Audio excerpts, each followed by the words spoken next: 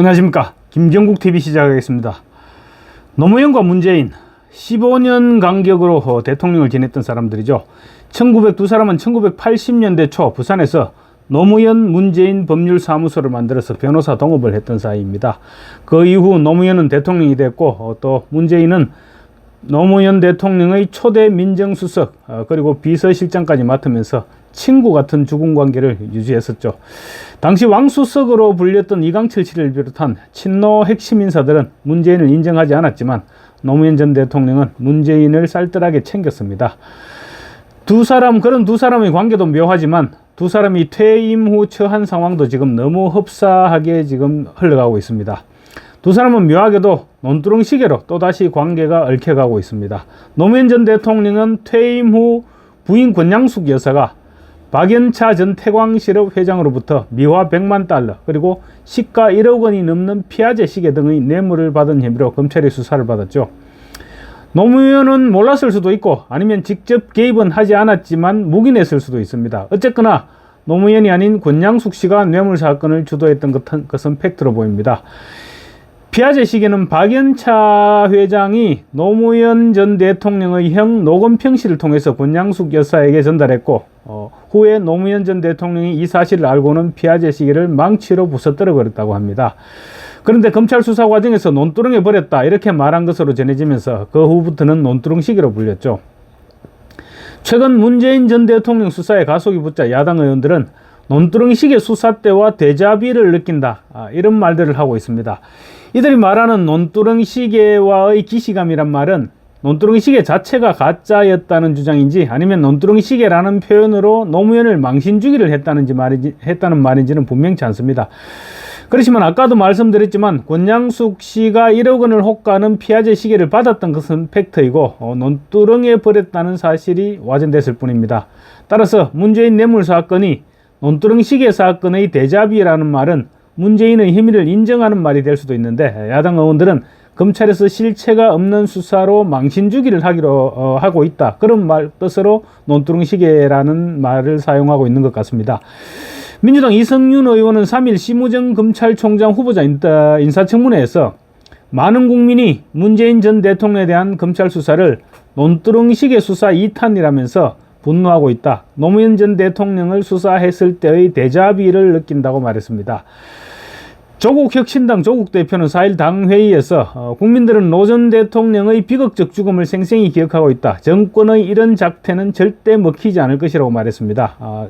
조국은 또 MBC 라디오 인터뷰를 통해서도 검찰이 제2의 논두렁 시계 같은 작업을 새로 시작하는 것이다. 논두렁 시계가 허위인 것이 나중에 밝혀졌지만 처음에는 모든 사람이 분노해서 노 전 대통령을 공격했다고 주장했습니다.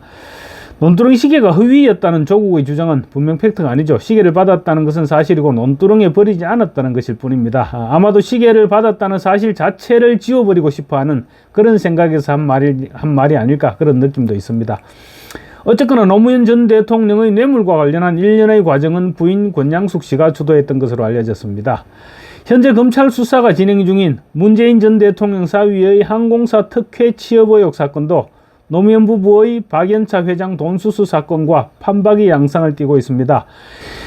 15년의 시차를 두고 벌어진 두 전직 대통령의 뇌물 사건의 출발점이 영부인일 수 있다는 것입니다. 노무현 전 대통령과 마찬가지로 문재인 전 대통령 역시 사위의 특혜 취업 사건의 출발점이 김정숙 씨였을 가능성이 제기되고 있습니다. 노무현과 마찬가지로 문재인 역시 몰랐거나 아니면 모른 척 했을 수도 있겠는데 아마도 직접 나서지 않았다면 모른 척 했을 가능성이 더 높아 보입니다. 완전히 몰랐다고 보기에는 부적격 건의를 받았던 이상직을 중진공 이사장으로 임명했고 또 눈에 넣어도 아프지 않을 딸과 외손자가 갑자기 태국으로 이주, 여행도 아니고 이주입니다. 이주를 한다는데 왜 그러냐고 물어보지 않을 수는 없었을 것입니다. 그래서 완전히 몰랐다고 보기에는 무리가 따르지 않겠느냐 그런 그런 사람들이 그런 생각을 하게 될 것입니다.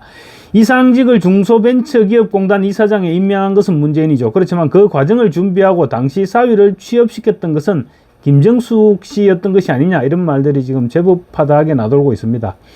청와대 안주인인 김정숙 씨가 직접 나섰고 문재인 당시 대통령의 측근 중 한 사람이 중간에서 조율해서 이상직 중진공 이사장을 밀어붙이지 않았겠느냐. 그것이 지금까지 제기되고 있는 추론입니다. 아직 그 중간 역할을 누가 했던 사람인지는 드러나고 있지 않죠. 그렇지만 어쨌거나 대통령의 부인이 나섰던 것으로 추측되는 것은 노무현 전 대통령 때와 흡사한 부분입니다.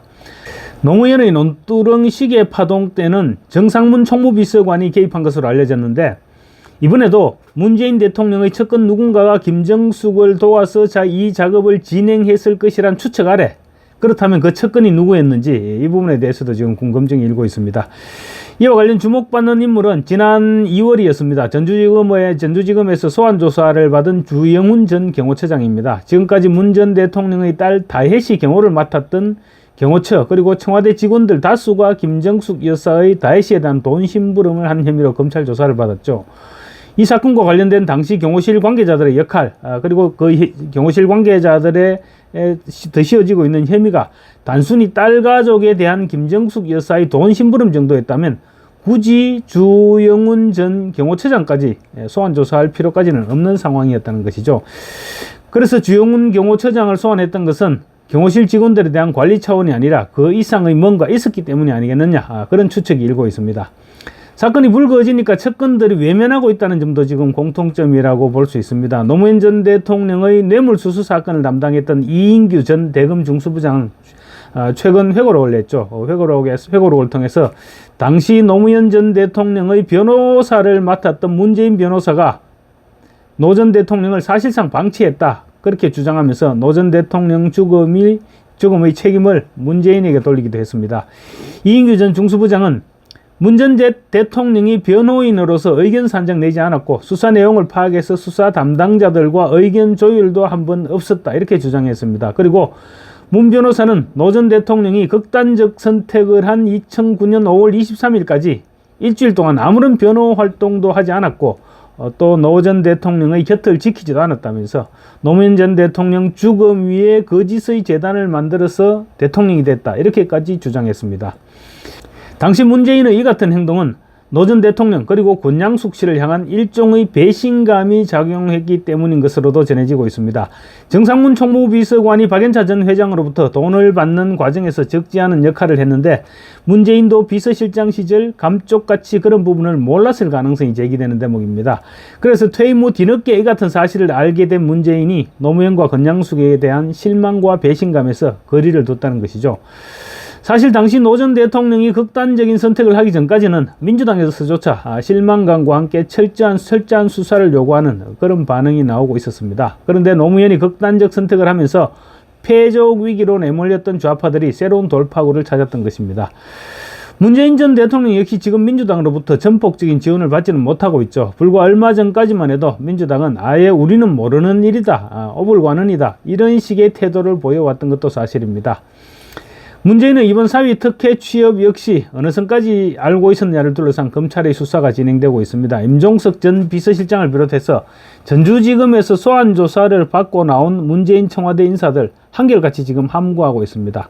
다만 당시 문재인 청와대 민정수석이었던 조국 혁신당 대표 정도가 지난달 31일이었죠. 전주지검에서 조사를 마친 뒤에 이상직 중진공 이사장을 알지 못하고 문 전 대통령의 전사위 서창호 씨 역시 알지 못한다는 점을 검찰에 밝혔다고 말했습니다. 그런데 사실 조국이 몰랐다고 믿기에는 뭔가 석연치 않죠.